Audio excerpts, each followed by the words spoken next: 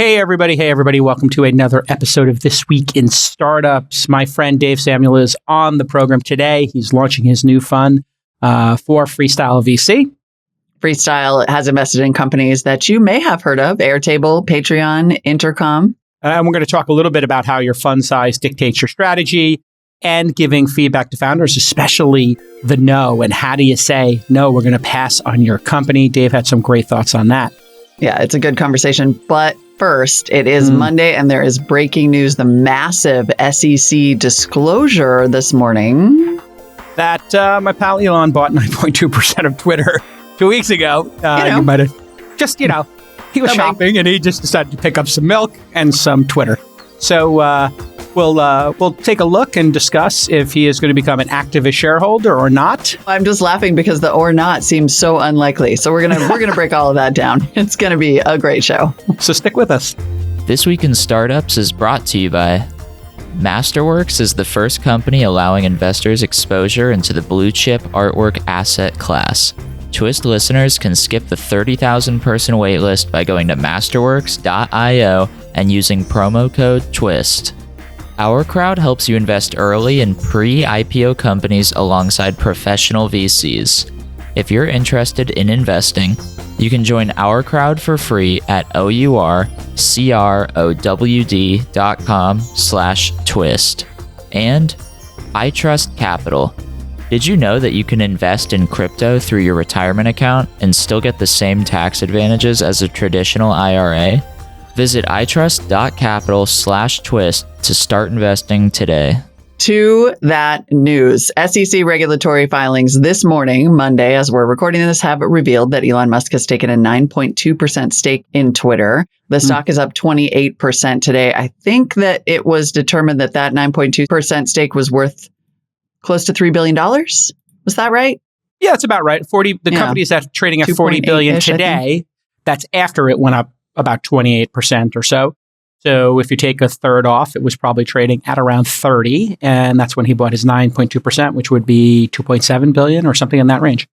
All right. Back of the envelope math. Boom. That was a test. I was just testing Jason and he passed.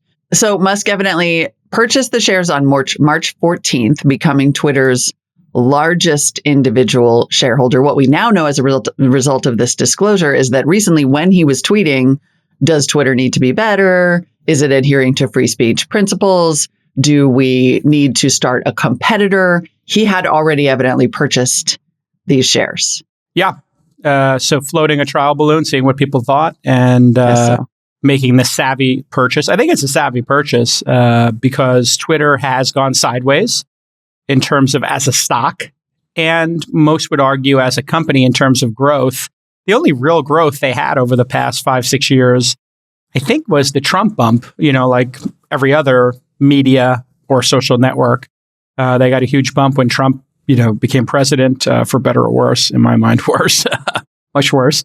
Yeah. So maybe a savvy purchase because I would say arguably there's few people who are as good at Twitter as Elon, obviously through having 70 million members. I think he gets it. And, not to make myself anything about the story, but I was literally there when we convinced Elon to open his Twitter account. Myself and Bill Lee were encouraging him. Really? So this is all your fault? I don't want to, again, make myself part of this story, but Elon, I'm just saying. No, Elon said if you drop a bomb like that, we're going to hold you responsible. Elon said it on another podcast. He was either on Joe Rogan or something. And he was like, yeah, Bill, or maybe it was when he did Lex Friedman. He said, oh yeah, Bill Lee and Jake Howe, were like encouraging me to do it because he thought it was kind of silly. But, he's got a silly sense of humor and he's done really, he really understands the medium. And who better to run it than a power user who is great at entrepreneurship? This is going to make more people want to work at Twitter. More people are going to obviously want to own the stock if Elon's doing it. And if you look at product velocity, I'm just looking at it like unemotionally, just if Benioff, because Mark Benioff, you remember, wanted to buy it as part of Salesforce. He wound up buying Slack. So if, Bill Gates or Microsoft or who's a good buyer for a company? Well, somebody who uses the product and who understands the product is a good person to buy the company because they're going to wake up every day and say, hey, these are the things that I think should be better about the product, right? What is it that you think that Elon Musk wants as a result of this stake that's going to make Twitter better? Yeah, I don't know. I haven't talked to him about it, to be totally honest. Right. But I mean, based on what he said, he said free speech and that it's the de facto town square. So, having more free speech on the platform, I think. What does that mean? Yeah, I don't know. Right. It's I'm a just saying, private company. I don't know that this is unemotional. If it is unemotional, I think it's unemotional on the back end, right? That there's savviness that is not the same as what's being said on Twitter, which is like, I want this to be more free speech, which I always put quote marks around because that's not what free speech is. Like, right, from a First Amendment perspective. Well, it's a private company, right? We've had this discussion a zillion so what times. is the end goal I mean, he has successfully made a bunch of money by announcing or having the SEC announce that he's right. So if it's just a pump and a profit taking, then boom, there's that. Better to focus on Tesla if you want to make money, or SpaceX, right? Those are huge. Sure, those are much bigger opportunities than a social network. So then what is the business opportunity here? I think he loves the product. I honestly think that's what it is. He loves the product and cares about it and thinks it's important in terms of the world and, as the big communication town square. I mean, and that's what he said, right? It's important. And I guess the instances of free speech that are not being allowed on the platform would be the question. And I don't know what those are. I think probably the free speech around COVID comes to mind. Like, you weren't allowed to talk about the masks or masks not working or certain topics. I don't think that's true. So, I think you weren't allowed to disseminate disinformation about them at scale. Well, and then you weren't allowed to disseminate disinformation, but the WHO disseminated some amount of disinformation, as Fauci said. Listen, I'm not a conspiracy theorist, but he said, like, don't buy the masks, and so I think that a lot of people feel like an open discussion rather than the WHO being and I'm not saying this is my position necessarily, but I think there is definitely an important discussion to have around who gets to pick what discussions happen on YouTube or Twitter. And I guess people said during COVID, well, let the WHO decide, right? Like, they'll be the benchmark. And like, do we trust the WHO? I don't know. Who are they funded by? Are they giving the best advice? I have some of those questions. I probably disagree with others. I guess my fundamental question is it okay that Elon Musk maybe just has the money to decide for us? Well, I mean, it's but one of... Like, is that what's next? Because again, none of this is about free speech. Or Zuckerberg. Like, as a First Amendment. Right. Or Zuckerberg, exactly. Right? Like, so Zuckerberg also gets to make these decisions. And so what's free about that? From again, none of this is the First Amendment, to be clear, but I'm just saying, the line of free speech... We should be asking questions about this.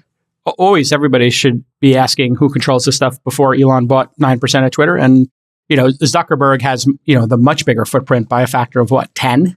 I think, that's the real, if you want to look at who has control over the social media square, Facebook, and that group is 10 times bigger, I think, 9 times bigger than Twitter. So, this is an issue that's already existed. And for private companies, they get whoever's running the company. And here at 9% ownership, you don't actually run the company. So who gets to decide where the free speech line is, I guess, is ultimately the CEO of the company and the board.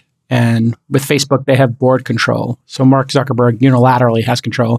In this case, I would say at 9%, you have influence, and maybe you'll have one of 12 board seats. I don't know how many board seats Twitter has right now. I don't know either, but there is a really interesting sort of business aspect to this, which is that, there are lots of interesting business aspects to it, but one of them is that Twitter does not have board control in the same way. And that's why they had to, make those changes with Jack Dorsey, because of the activist investors on the board. Like, they're almost like a DAO in the sense that they're very vulnerable to a takeover by a major shareholder. They don't have the CEO doesn't have, like, Jack doesn't have super voting majority. Probably better said would be, they don't have the supermajority, so you don't have a god, king, queen over here making all the decisions. Right.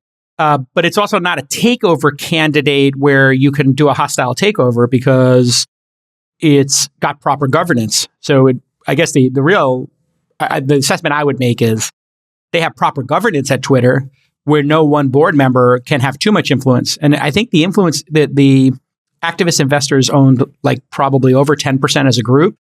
And they just said, we want a full-time CEO. But that took 6 years, probably. So maybe. Did they then sell? Because now, according to Bloomberg, at least, Elon Musk is the single largest shareholder. But maybe that is not not counting like a group of activist investors. Elliott Management owned 4 to 5%.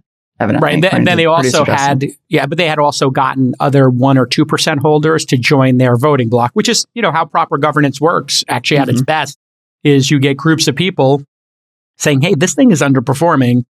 We'll take a 4% stake and then try to convince the 1 to 4% stakeholders to join our vision of what the company should be and how it should be run. Like maybe this thing should have a full-time CEO, which I think was their position. And they eventually won that. But again, it took 5-6 years. And they actually didn't vote Jack out. He resigned. So they kind of forced his hand and I think made it uncomfortable for him. So that just shows how proper governance works. Like the United States governance, it takes time and it's messy. Largest shareholder is an interesting headline. Minor shareholder is the reality here.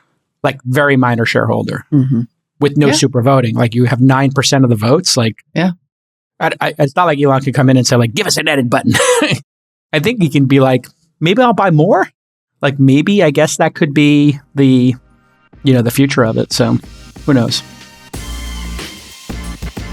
The stock market is a little crazy right now. Some think the IPO window is closing, while others think it's a great time to invest. Opinions are all over the place. Well, now you can diversify with an asset that is historically uncorrelated with the stock market. Of course, I'm talking about blue chip art. I know what you're saying, Jake, how am I supposed to buy a multi-million-dollar painting if I'm not rich? Well, let me tell you a little bit about Masterworks. This is a brilliant company. I know the founder. I tried to invest in it. Well, Masterworks is an investment platform that securitizes multi-million-dollar paintings and then sells them to any investor, and you can buy shares in the painting. So according to Masterworks research, over the last 25 years, returns from contemporary art have outpaced the S&P by 164%. When I wanted to add a Basquiat to my portfolio, did I go buy one at an auction? Of course not. I don't know what I'm doing. I just bought some shares in Masterworks, and it's a true story. I own a piece of a Basquiat, and I've always loved that artist's work, and now I have my own little piece. So it's kind of fun, and I think it's going to be a great investment. So if you want to join more than 360,000 active members, you can get priority access and skip the waitlist at masterworks.io/twist. That's right, cut the line at masterworks.io/twist today.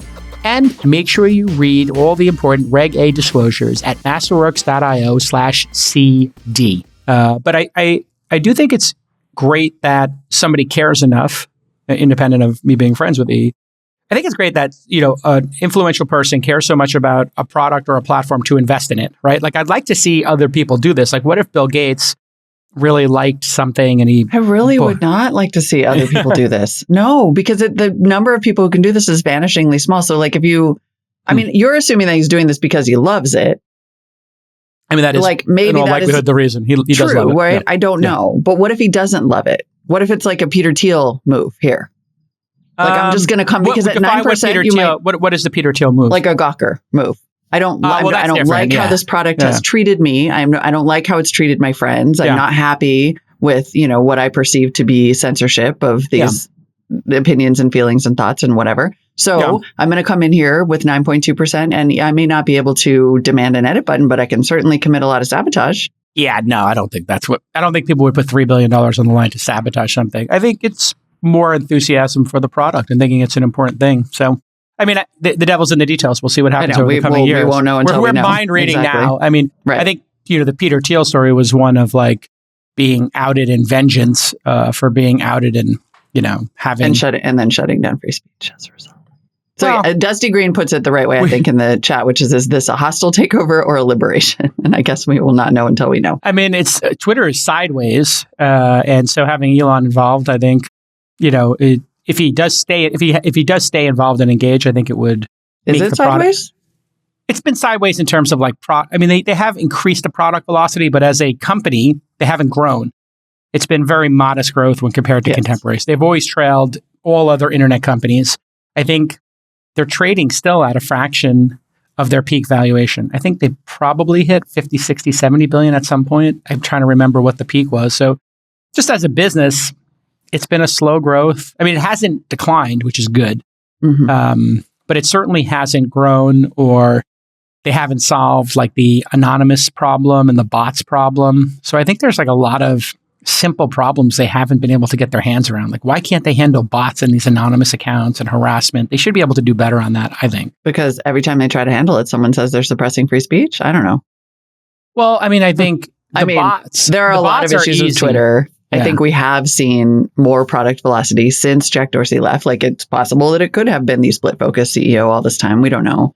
I think all of those things are true. It's a little strong to say that it's sideways as a business when we have seen Spaces, we have seen Twitter Blue. Like, there has been innovation. The last year has been great. They have seems like the only thing people are really mad about is like booting Trump. And the ongoing, to be fair, anonymous harassment, the trolling, the bots, like it really is issues that are legitimate and drive people away from the platform, all kinds of people away from the platform. That's true. Content moderation is really hard. I think the bot issue is because everybody who's been CEO is scared to block the bots because it would make growth look stunted. And so, totally. I think that's something where a board member who is a patient board member who says, I know we're going to take a short-term hit because of bots going away and it will look like growth is muted, but it's not real growth anyway. So let's just, pause here. Yep. So Twitter's revenue, that was an interesting chart. Twitter's revenue has, grown slowly, since, in the shadow of Facebook's. That may not look slow, but if you were to put that growth next to Facebook's, it would be dwarfed or Google's. And then, if you had user growth up there, it's been slow and steady. And then who knows what the bot problem is. So I don't think it has much to do with Trump. I always felt, I don't know how you feel about Trump, but like, if he was going to, I felt like Trump as the president needed to be allowed to be on social media. And then when he did January 6th, it was acute and there was a chance that people could get hurt. So he kind of gave them the golden opportunity to take him off the platform. And then for what period of time, I think Facebook gave it to their board, their outside board, to make a ruling. And I think the outside board kicked it back to them. So so many topics. I think are wrapped up in this one topic. I think Trump's the worst human being on the planet. I've been very clear. Like, this person's a sociopath. He would give himself a third. He would become the God King, and he literally tried January 6th to overturn an election. I believe all that is true. Sorry if you don't. But there is a reasonable amount of time to give somebody a suspension on these things and then let them back on and then ban them again. I think that's probably where I would have landed, like a 2-year ban, a 4-year ban, something like that. And then if January 6th Commission finds out he did incite the violence, then I think you could make it permanent, right? Mm-hmm. But that's the hardest issue in the world to It's the hardest issue in the world. It unquestionably. I agree with everything you said. It's still the hardest issue in the world, because how do you ever decide that? And how do you, and do you want a private company to decide, okay, the danger's over now, right? No, America's doing fine. These divisions aren't continuing. We're not seeing a massive increasing partisan divide. It's totally a good time to let Trump back on. Those are not, there are a lot of questions about whether those should be the call. Yeah. And people are making a CEO of a private company to make. People are making a big jump that this has something to do with Trump. I don't think it does at all. I don't think this is like buy this and put Trump back on. I don't think that there's some direct line here. I think people are. I just think fundamentally, I don't like the idea that somebody can come in, that a small group of people with an extreme point of view can come in and be like, I don't like how this business is running, right? I don't like the fact that the SEC has to review my tweets. I don't like the fact that that people can't just spread all the disinformation they want. So I'm going to buy a massive stake and who knows what, a minor stake. A massive stake on a relative level. He's got a much bigger stake in the other companies. So, in terms of influence, he's going to have minor influence at this level. I think there is no universe in which Elon Musk has minor influence on anything. Well, he does have a lot of fans, 70 million followers. But I'm just saying on a governance basis, just the reality is 9% does not mean you get to pick what happens, right? It means, it means even if you wanted to remove the CEO, and you would have to build a block and it would take years. So I think people are probably overestimating exactly how much control. Influence is different. I do agree with that. Yeah. I'm just talking about influence. The weird thing about this whole free speech issue, I don't know how you feel about this. As somebody, we're both liberals, I think. Some people say I'm libertarian. I try not to define myself. I try to be common sense, but I guess I'm somewhere between moderate and libertarian. And you're definitely more liberal than I am, but only slightly. We used to be the party of free. You registered independent? Okay, great. Yeah. So anyway, yes. But I'm trying to remember, but freedom of speech was a liberal tenant, and the Republicans were the ones complaining about it all the time. And then now it's like, wait a second. Now the liberals are the elites, and they're anti-free speech, and the Republicans are pro-free speech, and they're the party of the working class. But like that, really? What is happening? Right. What is happening to the parties that they don't stand for what they stood for just 10 years ago? Yeah. Like everybody should be for freedom of speech, and then there should be ramifications, in these sections and these online platforms. Like, some people can run them as walled gardens and with real names. I chose real names for Inside.com's new social network because I was just like, I don't want to deal with spam. So I'll have less members, less content, but better signal. You have to use your real name, period. Yeah. And it's like, will it work? I mean, it worked for LinkedIn and Facebook. And there might be less engagement. I mean, I think some of this is about growth hacking too, and cheap engagement, and it's not about speech at all. Exactly. I don't know. It's a mess. Hey, it's time for another Ourcrowd deal of the week. Right now, you can join Ourcrowd's investment in Ciabra. According to the deal memo, Ciabra's AI-powered SaaS platform analyzes billions of online conversations to help companies gain authentic consumer insights while fighting disinformation in real time. Ciabra's customers include global media corporations, consumer brands, and high-level government agencies, according to their deal memo. And you can invest in Ciabra at ourcrowd.com/twist today. All over the world, companies like Ciabra are innovating and driving returns for investors. And Ourcrowd analyzes many of these companies.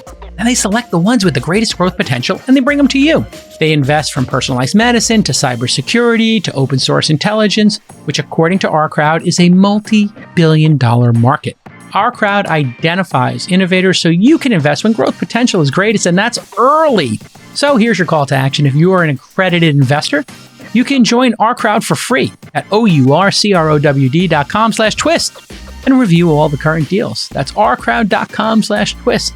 to sign up for free and read the deal memos for free. And you'll get really smart by reading those deal memos. Trust me. It's like we're now into a potentially 9-hour discussion, and we have a guest wait. We have a wonderful interview. Well, a guest waiting in real life, and also a wonderful interview to get to. Dave Samuel, who just raised $130 million for Freestyle Fund 6, coming up next. Add an edit button, Elon. Can we get the edit button in Twitter Blue? Like also, can I get the edit button? Just show the previous version of the tweet. As long as you're at it, just give me an edit button. Can I get an edit button? I'm paying for Blue. Do you play for Twitter Blue or no? No, not yet. I keep meaning to sign up, and then I never have time. Yeah, there's no real compelling reason to do it other than to sort your buttons at the bottom. Like this is where like Elon's product brain is going to really help. Like he might actually have some product suggestions that might actually be good. I mean, I'm endlessly curious. Curious to see how the simulation is still happening. It's definitely a simulation. It's still unfolding. It's for sure. It's a simulation. All right, let's enjoy the Dave Samuel interview. This is, again, I don't like to talk about my friends too much on the program, but I had no choice in this case. It's going to be entertaining at the very least. Yes, you walk the line. Today on the program, Molly, we're having one of my older friends in the industry, co-founder and general partner of Freestyle VC. Dave Samuel is with us again. It's his 6th appearance here on Twist. This includes an interview I did with him years ago, and he's helped me on 4 pitch sessions, giving great feedback to entrepreneurs. You can watch his first appearance, episode 768, back in 2017, and he's here today on the announcement that Freestyle has closed their 6th fund. Welcome back to the program, Dave. Thank you. Thanks, Jason. You guys are so organized. Dave, we're pretty organized. This is your 6th fund. Things have gone great for Freestyle. Everybody knows you were an entrepreneur and you sold your music startup to AOL back in the day. Chamath Palihapitiya, my bestie, worked for you. I think for a moment in time. How was that? I just want to start with that for a moment. Tell me the first time you remember meeting Chamath and hiring him for his job working for you in BD, I believe. Yes, it was BD. Spinner. It was still called Spinner at the time, right? Spinner, and I don't know if you guys remember Winamp. And Winamp, yes, of course. Yes, old school. So one of the first MP3 players, founded by Justin, a 19-year-old kid. So he was BD for both. Honestly, my memory with Chamath was actually at the Felt playing poker with him. And just, I actually remember doing that more than necessarily business. And wait, you in Dulles or? No, well, playing poker actually at my house in 2000, in the year 2000. And so that was really my first memory that I really have. Yes, we hired him, but I don't exactly remember all the business things, but I do remember his aggressiveness at the table. And I think, Jason, you know that. Yeah, and, still very aggressive player. He was super aggressive back when he didn't have a lot of money. And now... Or no money. He has a lot of money, and he's still aggressive. So, maybe there's some correlation there. I think so. Wow, Winamp. Yeah, Winamp is pretty. I'm just still sitting on that one like, damn, it's been a long ride. It's been a long ride. I think the thing that's notable is you've done extremely well for yourself, and it would be very easy for you to retire or maybe, hand off the firm, but you're incredibly hands-on. And with Jenny, your partner, you have chosen to raise the similar size fund as you've done previously and stick to your knitting. Talk to me about your intentionality of raising this specific size fund. I believe it was 130 million. Yep. And why you think it's important to have a thesis on the amount of money you raise and the size of your fund. Great question. I first go with, I think both you and I love startups. And so it's just what I love doing. And so when you go back to 2010, when we were raising Fund 1, there was a lot of education about what is a seed fund. They used to actually be called micro funds back in the day. And our pitch deck actually had to educate LPs about it because they were familiar with the $300 to $750 million Sand Hill Road funds. And so we had a lot of education. And now you jump forward to Fund 6, we still like the ability to have large multiples on the smaller funds. And so also the benefit of having a smaller fund is we work with younger startups, which is, Jason, that's what you do with Launch. I mean, you work right at the beginning. And that's where I love to play. If it was all about money, I think, as you know, we would raise a much larger fund. We'd have much larger management fees, etc. But Jenny and I love playing in the seed vertical. And I'll just say one other thing, which you mentioned about, is every time you raise a fund, you're kind of, signing up for a 7 to 10 year run. And so Jenny and I each time kind of have our wedding vows, just saying, you know what? Okay, here we go. We sit down and make sure we're ready to sign up for another 7 years. And I love what I do. Well, it's interesting because even the huge funds we're now seeing find more and more and more and more ways to go earlier. Like, do you feel like that thesis just gets validated over and over, not only because it's really fun, like you said, but also because it is sort of maybe where the money is? I do. Definitely we're seeing, the large funds raise seed funds. Honestly, my gut is that their main focus is being able to back the truck up and put in tens of millions, if not hundreds of millions. And so my gut is they don't really have the infrastructure or the experience to focus on seed. So, the last 12 years, I've focused on putting money in when it's a team of 2 to 5, maybe 2 to 10 people. And that's where my experience has been for the last 12 years. And even as Jason said, we were both fortunate to sell our first companies to AOL. Yeah. And then I actually started a company called Crackle that we sold to Sony. And so, I think we like being entrepreneurs turned investors. And I think that brings a lot to the table. Yeah. And the larger funds creating seed funds are pursuing a strategy, I think, this is what I'm seeing in the market, where they'll participate in a seed round, but they might not participate in the company mentoring and the management of it. So sure, they've got this, $100 million or $500 million fund for seed, and they're putting in $500K or $1K checks, but then they're going to somebody like Dave or us and saying, hey, you guys join the board. We're not taking board seats. Right. We don't have the time to do this. It's an option where they can buy 3%, 5% of the company and then later on try to put in 20 million and get to 10% ownership. So Yeah. I think it's a little bit of that. And in a way, that's not a bad thing because a lot of times the rounds could use an incremental $500K or $1 million check, correct, Dave? Yes. Yeah. I mean, the other thing is, Jason, as you think about the Sequoia Scout Fund, I mean, this was going way back. It's like getting a foot in the door and getting the information early on. I think I believe that to be a valid, really valid decision.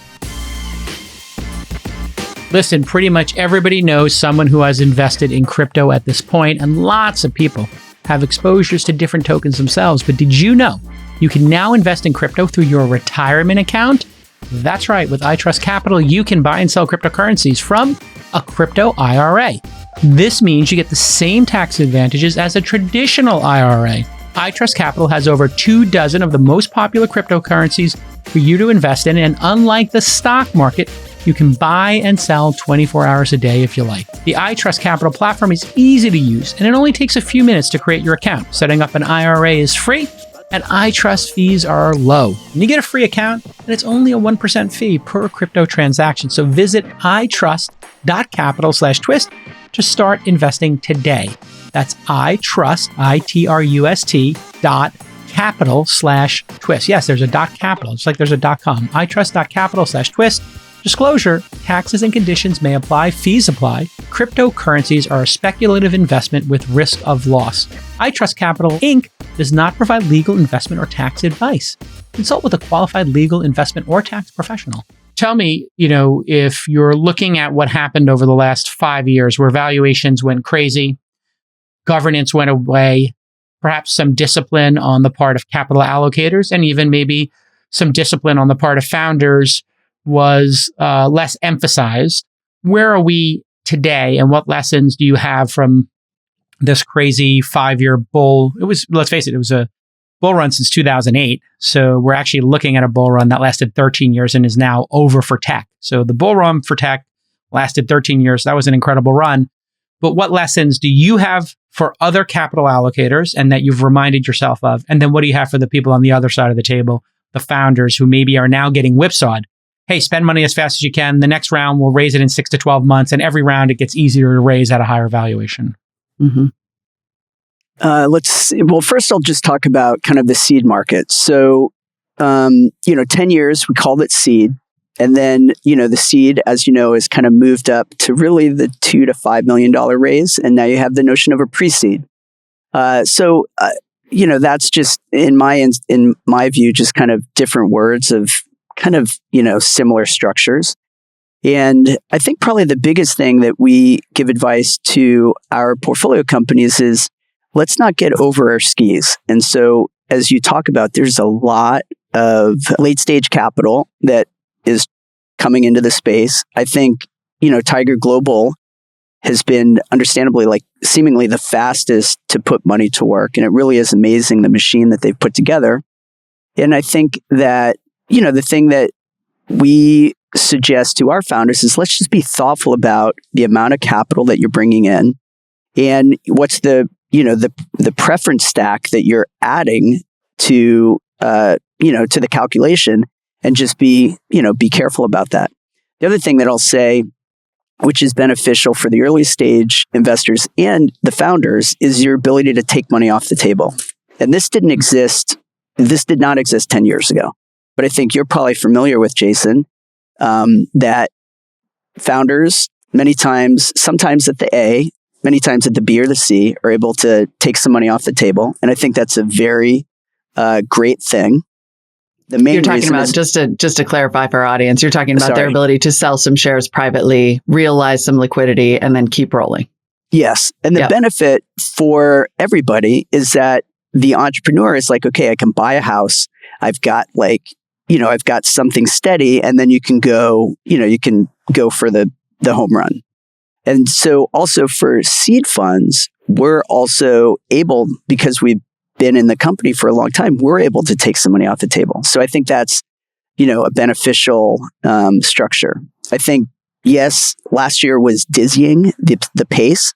A pitch would come in, and if you didn't turn around within 72 hours, it was the deal was gone. And so thankfully, come this last quarter, I think probably the biggest thing that Jenny and I have enjoyed is it's just kind of slowed down slightly. Actually, it's probably slowed down, honestly, probably by maybe, I'll go with significantly. And 2 weeks, 4 weeks to close around. No, it's back to a month to close around. Yeah. Yeah. It's super nice because it was at a fevered pitch. And when it's difficult to make decisions that quick because of timing. So, valuations have definitely crept up, but the biggest challenge for the last year was like, you hear the pitch and you've got to get back super fast. And it's just difficult to do due diligence that fast. Mm.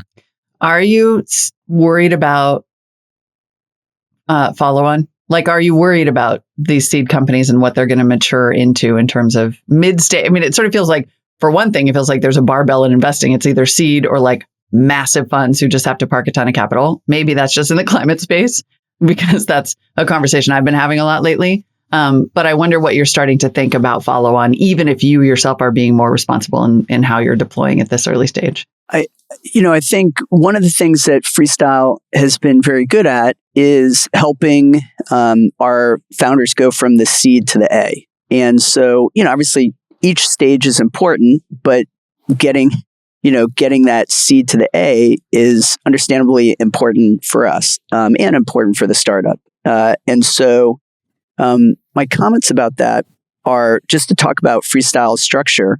We do about a deal a month. We're going to lead or co-lead the seed. And our focus is really during the first year life cycle of the company. And then the important thing is basically, of course, finding the Series A investor.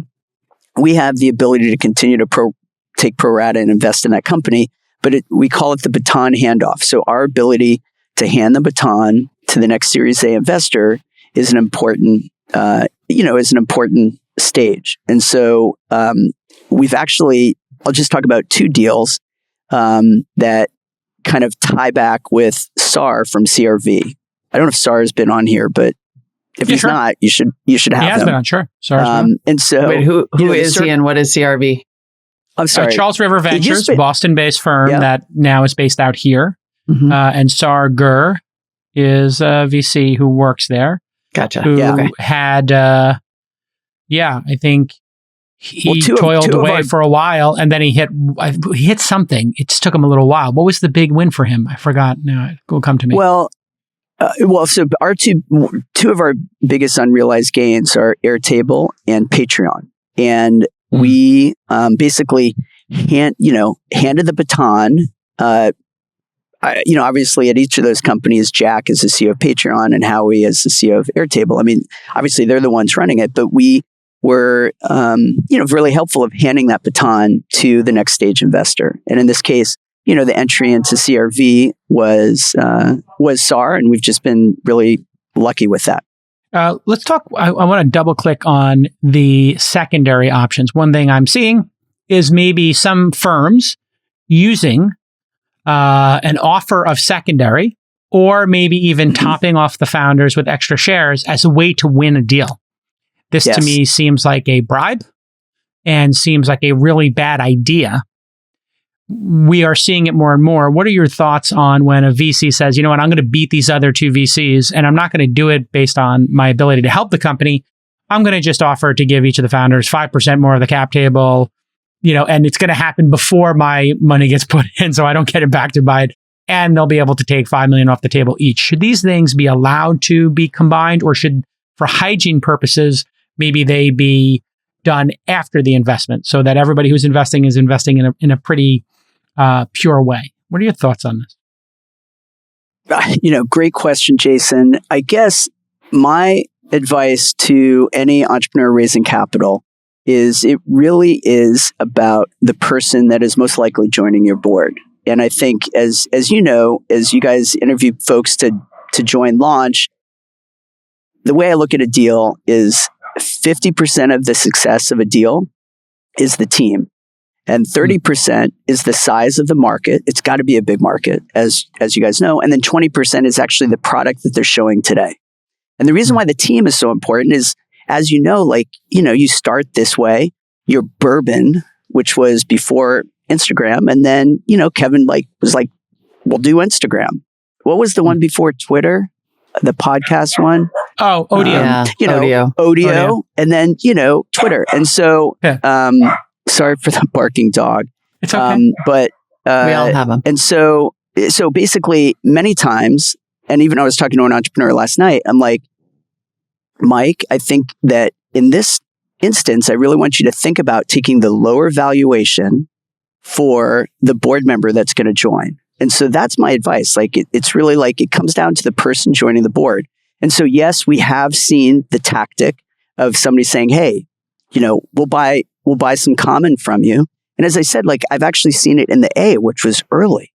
But in this case, the person joining the board was chosen. And so I just go back to people, I think. And I think that, that's, as I said, when we're interviewing and hearing a pitch, it's really like, okay, who is the CEO who's going to lead this? Because you're going to start this way, and then you're going to have to navigate. And so that's how we think about it. Don't panic at a pivot. Love it. Yeah. Would you say that Freestyle has a thesis? I mean, I'm looking at some of these big names from your portfolio, and like you said, there's Airtable and Patreon, SnapDocs, Intercom, Loop, Steezy. Like, it feels like you are not solely SaaS. You are, in fact, freestyling. Haha. Yeah, I bet. You are correct. I would it's say right there in the name. Yeah. I think it's one of the benefits of being early. So when you go back to 2010, dating myself, they were really just like, first round capital, baseline. You had, Soft Tech, which became Uncork. You had Mike Maples, Floodgate. I mean, there were just a few seed funds that, first round capital. And so I think that we've been fortunate to be around for a while. And that just, the word generalist is not like a really nice term, but honestly, like, we're going to hear different pitches. And the way that I like to think about it is, can I personally be excited about being like, kind of a co-founder of this company? And so, that's kind of how I think about it. So like, Jason and I did quite a unique deal called Steezy, and that's a learn to dance platform. And I've got 4 girls that are like all teenagers now, and they're TikToking and, and I'm like, you know what? I think that building a platform that's unique to online dance is kind of interesting. And so, that's kind of how we think about it. I guess one other kind of important thing as we look at statistics of us being around for a while is, I've been in tech, dating myself, since 95. That's when I launched Spinner. And so I've just, similar to Jason, have like a large network in tech. And 80% of our deal flow comes in from friends within the industry. So we've invested in 140 CEOs over the last 12 years. We get a lot of deal flow there. And then, of course, the venture capital firms and just a lot of people that I know. And so, I think that's a great ecosystem to have a deal come in. And this goes back to, it's like a reference. So somebody who's going to introduce me to the deal, like, they know that they're kind of vouching for this company. And so that's understandably like a leg up. And I think, as Jason have probably mentioned many times to entrepreneurs, it's like, if you cannot come in the front door, if you can come in the side door with like, hey, you should, really listen to this, understandably, that's a super big leg up. Yeah. I mean, the warm introduction is everything in our industry. And I think that's why curating a relationship and building a relationship with your existing investors is so critical. If you're keeping your existing investors up to date and you're engaging them about the challenges of the business, it's going to be easier for me to say to you, hey, here's Steezy, it's interesting. Or for you to say, hey, take a look at this company, because we've built a level of trust with the founder, and we're going to introduce the founder to somebody who, they're going to, just do a great job representing you as an investor. Let's talk about the difficult part of the job, saying no. How have you, and you got a big heart, I know that from just knowing you personally for 2 decades, and you work really hard. How do you deal with the fact that most startups do in fact fail, and that as a seed fund, you do not have the ability to fund everybody forever? And, when people do fail, the gut reaction is to go to their existing investors and saying, hey, we didn't get it done.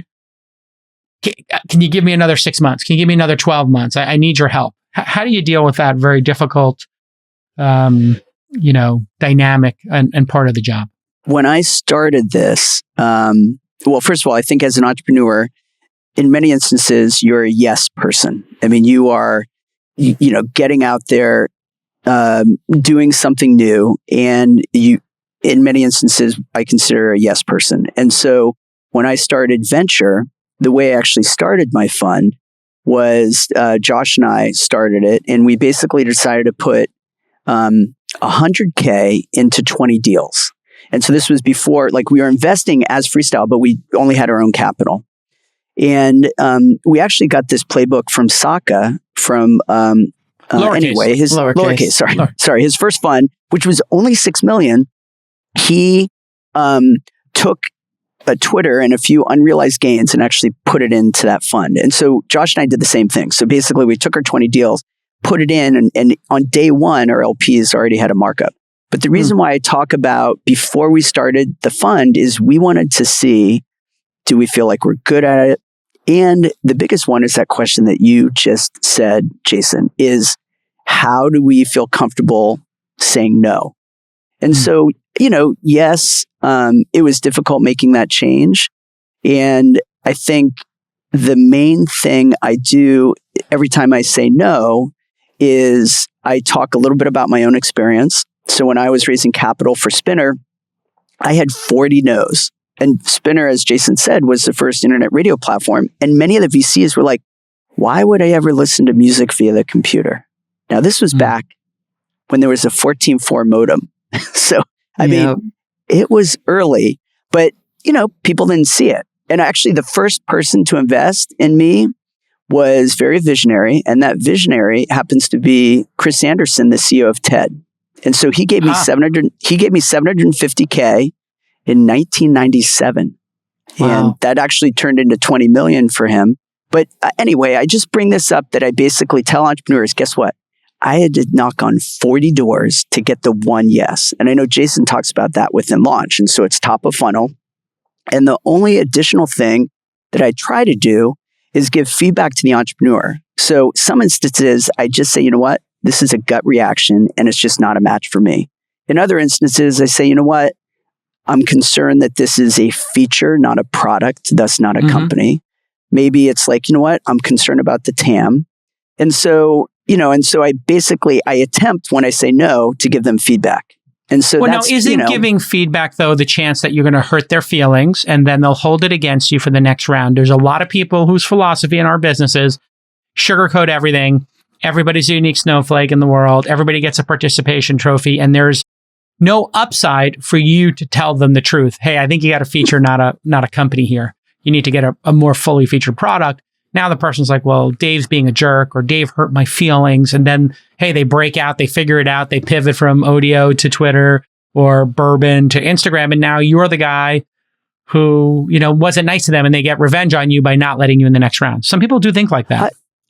I don't think it's not nice. I will say that one of the biggest things that most entrepreneurs appreciate is when I say no, I say it super fast. And basically sometimes I feel bad, but I basically do it on the 30-minute intro call. And many times they're like, you know what, Dave, thank you for being quick with your decision. Because in many instances, and happened with me raising capital, is they're like, you'd pitch and then you kind of wouldn't hear anything. And there was no closure. And I think, as you know, I don't like to use the word lemmings, but basically many VCs are lemmings. So they're like, okay, I've heard the pitch. I'm kind of in line, but I'm not going to do anything until somebody else does something. And so I think the ability to make a decision fast, I think is something that many entrepreneurs like Dave, thank you, being efficient with our time, your time. Thank you for the quick decision. So that's how I think about it. Fantastic. I wonder so there's the saying no, and then there's also, I wonder how you approach an entrepreneur when you think that there's a good idea there. But for example, especially at our stage and right now, the way the market's been, how do you tell somebody like, you're raising too much money right now? This is too much money too soon. Your business isn't there yet. Do you feel like it's your job to sort of say, let's rethink this strategy so that we can get in? Or do you say, all right, this is enough of a red flag, I'm moving on? I think for the size of the raise, I mean, the main way I like to think about it is I want to make sure we get 18 months of runway. And so it's really just trying to figure out what is 18 months of runway. And so the way I kind of talk about a seed fund is I want to be able to confirm that we're able to create a small fire. We're able to create a small flywheel that gets going and demonstrating, the product working, retention, and then really, how does marketing work? The main thing is basically having a small fire, and then you raise your Series A, and you're able to make that fire bigger. In many instances, understandably, from hiring more employees, but also getting marketing dollars to work. And so, when a deal comes to us, I always say, what's your target raise? And even if somebody says they want to raise 6, I'll still hear this, hear the story. And basically, in most instances say, hey, I really like this, but I think you should raise less. And, and then basically say, this is the pitch. And this goes back to what I said earlier, like, it's not all about the money. It's really about the money and the help that you're getting. And so beating my own drum, I feel good about the help that I'm giving people. And so in many instances, I know that my capital is, we're coming in at a lower valuation than other firms. Well, listen, Dave, continued success. What's the best way for a founder who wants to pitch you, other than, finding an intermediary to get your attention, in that cold email or the sliding into the DMs or replying to you on Twitter? What grabs your attention specifically and makes you want to double click, triple click, and then eventually, hit the reply key? So I would say really 2 things. One is, I think it's beneficial. It's definitely beneficial that there's a little bit of a personalization at the top, that the entrepreneur has done work and says, oh, I see, Airtable or the other, Intercom or other things. And so having some personalization demonstrating that the entrepreneur did work versus like emailing a blast of 100 VCs. And then the second one is you really need to have the elevator pitch together. And so if I get like an email that has like 3 pages, honestly, I'm not going to read it. Like, I am too busy. I've got too many things coming in. And so you really need to be able to explain what you're doing within a few sentences. And so don't send me really. And Jason, you're super good at that. And it's a focus that you have with your launch accelerator program. And so it's like that. And then additionally, I do think it's important to, have a pitch deck as part of it. Really, some people are like concerned about maybe like, there used to be this notion of like signing an NDA, like that was old school, a non-disclosure agreement. Understandably, that doesn't exist anymore. And like, I think it's important to have an elevator pitch and then also attach the deck. Because I'm going to do 1, 2. If I'm like, this is interesting, then I will look at the deck and then I can make a quick decision on whether to schedule that intro Zoom. Yeah. For me, I just love when there's a chart and there's some traction, if you have traction, a weekly, a monthly, a daily, any kind of chart shows that you have some dexterity or traction and understanding of your own numbers. I love a good product demo. And I do think the short deck is a critically important way to get people on the hook. You could have a deck that has proprietary information that's 30 or 40 slides that you do on a call or in person, but a 10-slide deck that basically visually represents what your website tells us and tells the story to a VC in a very efficient manner. It just shows you are meeting VCs where they are. You're kind of. I also love when people send me a Loom. I don't know if you've gotten any of these where the founder actually walks through the deck to you personally. This is like the height of customization. So like, hey, Dave, I know you're in Airtable. We're doing something similar. We're making a word processor that's 10 times better than the existing word processors. And it's, if you use Microsoft Word or Google Docs, you're going to love this. Let me show you Grammarly. Boom. And, like that is so savvy to take the time to do that, because people, if you're going to do 100 outreaches a year to investors or during each fundraising, does it matter if it took 1 minute per or 10 minutes per? It actually doesn't. And the 10-minute ones are 10 times the effort, but probably 100 times as effective or more than generic. So the founders don't realize what's happening on the other side of the inboxes, where people are sending 2,000 word short stories about their life. And we're like, what just, it's pretty simple. Like, who is your customer and what do you solve for them? What's the product? Who's the customer?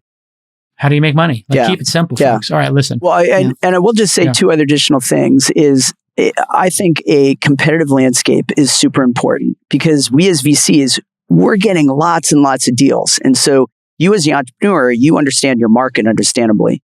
But I used to think like, why would I list the competitors in the pitch deck? But it's actually super important. And typically the best one, I think, as you know, is like, the one with the X and the Y.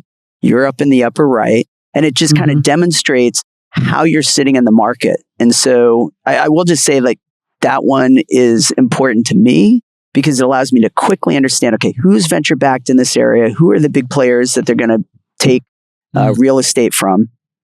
So I just mentioned that one also. Yeah. Fantastic. All right, listen, Dave, continued success. You're one of the hardworking, honest, great people in this industry. It's good to know you and work with you on a couple of deals. And please send our regards to your partner, Jenny. And we'll have her on another episode. She always does Founder University for us. And she is equally awesome. And so a great firm for founders to consider when they're doing that $500 to $2 million check. Yeah, I think that's the sweet spot. Honestly, we've gone a little bit upstream. So basically, we're typically between 2 to 4. 2 to 4. Okay, 2 to 4. Not 1 to 3, 2 to 4. He's like, whoa, on the 5. Can I get you 2.5 to 5? Okay, is that no, okay, 2 to 4. Can we go to 4.2? 2244. 2244. 2 to 4. I just have one closing comment, Jason. Here we go. 10 years ago, I was hosting. I'm not putting on a colored shirt if that's what you're asking. I'm not going to wear that shirt. Jason, you know what? I know I sent you this, and it's black, but it has our new logo. So maybe I will wear that. I will wear that in an episode. I promise. I have one comment, which was 10 years ago. I was hosting a dinner in Las Vegas, and I remember you standing up unprompted, and you had a great comment about what Freestyle does to support founders, and I will return that because I appreciate your hard work educating and helping founders. And sometimes I say, Jason, why do you have to work so hard? And you know what? I know you love what you do, so I appreciate that. It's if for me, it's just like going skiing or having a fine dinner. Like it's equally enjoyable to me to be here on the podcast as it is to be on the slopes, and meeting with a founder I find just as joyful as having dinner with my friends. So I agree. It's one of the great things in life, and it's a privilege. Let's be honest. It is a privilege to be a capital allocator, and to, the worst interpretation is we get to, make the decision on who the winners are and anoint them. The truth is, we are lucky enough to place a bet and try to support people who are going to be successful with or without our money. Yeah. And that's the humility I know you come to it with, and I try to come to with it every day. Never get high on your own supply just because you got $100 million to deploy. That's not privilege as much as it is a responsibility. You have a responsibility to deploy it intelligently for those LPs and for society. So, for all these new people who are capital allocators out there, yourself included, Molly, like it's heady stuff sometimes, and you really need to be thoughtful. And collectively as an industry, we need to be thoughtful about who we're deploying this capital to and for what reasons. So it's top of mind for me right now, having dealt with some really gnarly situations. It's just very strange, this world we're in, the entitlement sometimes, the bad behavior, and then, all of that, kind of fades when you see somebody really hit it and change the world with a great product or service. That creates joy. And so it really is like, I don't make this into the Oscars, but I don't know about you. I just feel like a great sense of privilege and responsibility, really responsibility that I have this job. Yeah. Because it's really important that we get it right.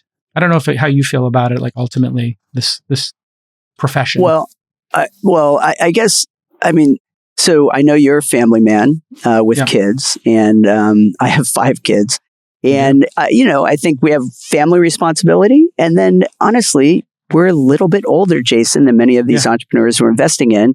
And so, I think it's important that we help educate them and help them succeed, similar to what we do as parents. So, I think it's just important. I kind of tie that together. Yeah, no, I mean, you have to navigate, there are things that happen in every startup's life. And once you've seen it happen 100 times, you're like, by the way, around that turn, that's where you probably want to not speed, and you probably want to be wearing your seatbelt and be a defensive driver. It's like you're giving these, it's like when you give the, Molly, you're going to go through this, right? I don't know if you've given the keys to your son yet, but it's coming. Stop right? it. Never. It's coming, Molly. You're going to have to hand the keys. Look at Molly's going to go like this. Molly's going to go like this. You're going to be handing those keys over soon. Where the self-driving cars is all I'm saying. Exactly. Well, the other benefit is understandably Uber and Lyft, where basically we as parents are able to kind of delay that slightly. That's what I said too. I'm like, I can't wait to get you an Uber account. Like, it's gonna be great. Yes. Let's go. Yeah. All right, everybody. Dave Samuel. Dave Samuels, congratulations on the race. Thank you. See you next time, brother. Hey everyone, producer Nick here. I want to tell you about the SaaS Syndicate. If you're a founder of a SaaS company with a product in market, our investment team wants to talk to you. Head over to thesyndicate.com/SaaS, SAAS, to apply to raise from the SaaS Syndicate. And you can join Jason's syndicate of over 9,000 accredited investors at thesyndicate.com. Producer Justin here. Know a cool startup? Check out openscouting.com, where anyone can refer a startup to our investment team here at launch, even if you don't know the founder. If you're the first to flag a company for us and we decide to invest, you'll get $5,000 in cash or 10% of our carry. Hey everybody, producer Rachel here. Are you an early stage startup that has product in market, some traction, and are looking to raise at least $500,000? Apply today to Remote Demo Day for your chance to pitch to over 9,000 investors in Jason's syndicate. Submit your application at remotedemoday.com. Our next event is on April 27th. And if you want to learn how to invest in startups from the world's greatest angel investor, and no, we're not talking about Chris Sacca, then head to angel.university to apply. The 4-hour workshop costs $300 and all proceeds are donated to charity. To date, we've donated over $175,000 to various charities, and you can see the full list at angel.university/charity.